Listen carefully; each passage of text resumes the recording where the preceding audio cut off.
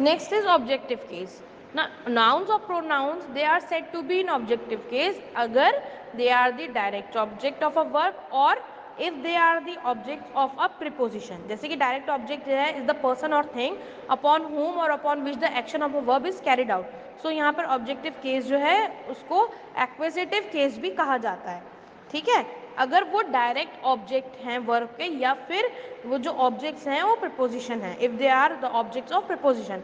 तो direct object जो होता है वो पर्सन होता है या कोई भी चीज़ होती है, कोई भी थिंग होती है अपॉन होम और अपॉन विच जो एक्शन है वो वर्ब का वो कैरिड आउट होता है या हुआ होता है. For example, my parent came late in the marriage. Why they came late in the marriage?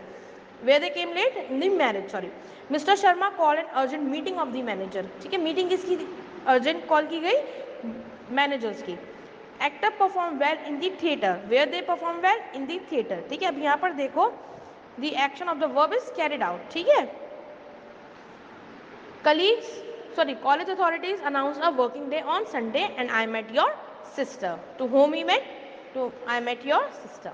अब यहाँ पर नॉमिनेटिव केस जो है वो नाउन का they come before the verb in a sentence, while objective case जो है वो नाउन या प्रोनाउन का वो आता है वर्ब के बाद, that come after the verb in a sentence. For example, a stone hit the mirror और the mirror was hit by the stone.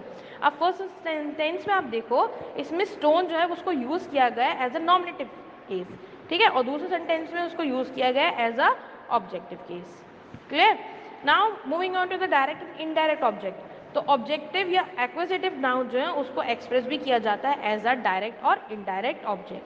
अब डायरेक्ट ऑब्जेक्ट की अगर बात की जाए तो उसमें नाउन जो है वो इमीडिएटली आता है आफ्टर द वर्ब. ठीक है, वर्ब के बाद आता है.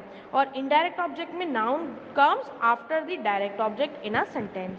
For example, the boss gave some projects. ठीक है, अब प्रोजेक्ट जो है ये डायरेक्ट ऑब्जेक्ट है. Clear? Next, the boss gave the manager some project. अब यहाँ पर मैनेजर्स ऐड हो गए तो मैनेजर जो है वो डायरेक्ट ऑब्जेक्ट है और प्रोजेक्ट जो है वो इनडायरेक्ट ऑब्जेक्ट है कि बॉस ने मैनेजर्स को कुछ प्रोजेक्ट दिए. तो सेकंड में क्या हो गया? मैनेजर जो है वो डायरेक्ट ऑब्जेक्ट बन गए और प्रोजेक्ट जो है वो मैनेजर्स जो है वो डायरेक्ट ऑब्जेक्ट बन गए और प्रोजेक्ट जो है वो इनडायरेक्ट ऑब्जेक्ट बन गए. ठीक है, और फर्स्ट एग्जाम्पल में क्या दे रखा था? The boss give some project. तो यहाँ पे प्रोजेक्ट जो है वो डायरेक्ट ऑब्जेक्ट था. Understood? Second example is mother bought some mangoes. Mother जो है कुछ मैंगोज लेकर आएंगी, मैंगोज लेकर आई हैं. ठीक है, तो मैंगो पे यहाँ पे रेफरेंस जो दी गई है वो डायरेक्ट ऑब्जेक्ट की दी गई है. नेक्स्ट सेंटेंस में मदर जो है घर पे कुछ मैंगोज लेकर आई हैं, तो होम डायरेक्ट ऑब्जेक्ट हो गया और मैंगोज जो है वो इनडायरेक्ट ऑब्जेक्ट हो गए. अंडरस्टूड? अब बात करते हैं पॉजेसिव केस की. सो नाउन जो है उसको कहा गया है पॉजेसिव केस में अगर डोनेट करता है वो ओनरशिप को यानी कि पोजेशन को. तो अ नाउन और प्रोनाउन इन दी पॉजेसिव केस वो गवर्न किया गया है by the noun that follow it. Possessive case जो होता है नाउन का उसको डिनोट किया गया है by the use of an apostrophe before S. ठीक है, सिंगुलर केस में, सिंगुलर नाउन के केस में that denote by the use of an apostrophe S और case of before the before S अगर वो सिंगुलर नाउन का केस है तो, और आफ्टर एस अगर वो प्लूरल नाउन का है. जैसे कि यहाँ पे आप देखो Deepa's father is a company chairman. तो यहाँ पे अपोस्ट्रोफी एस यूज हुआ है. ठीक है, क्योंकि यहाँ पे सिंगुलर की बात हुई है. ठीक है, father is a company chairman. Girl percentage has increase this year. Rajat and Priya house is quite near.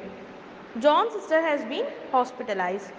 Children health issues must be discussed immediately.